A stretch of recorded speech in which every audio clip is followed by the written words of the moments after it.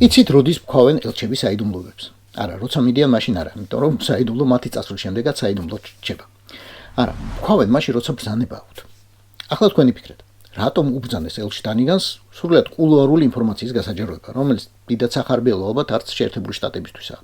წესით მსოფლიომ არ უნდა იცოდეს ტრამპი თუ რუბიო წერილებს რომ წერს არალეგიტიმურ პირებს, რუხ კარდინალებს და არა იმათ, ვინც თანამდებობის პირია წესით.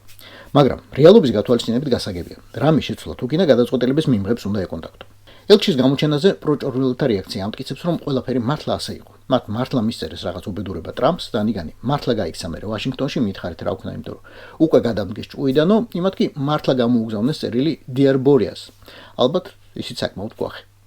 მე აქ მხოლოდ ერთი ვიცი, ესენი რომ გადაშენდებიან, მომავალი პარლამენტის სპეციალურ კომისიაზე დანიგანი იქნება გამოსაძახებელი და მისი და სხვათა ჩვენების საფუძველზე მთელი პროჭორვილური ბანდა ციხეში იქნება გასაშვები სტრატეგიული მოკავშირეებისა და პერსპექტივის დაკარგვისთვის.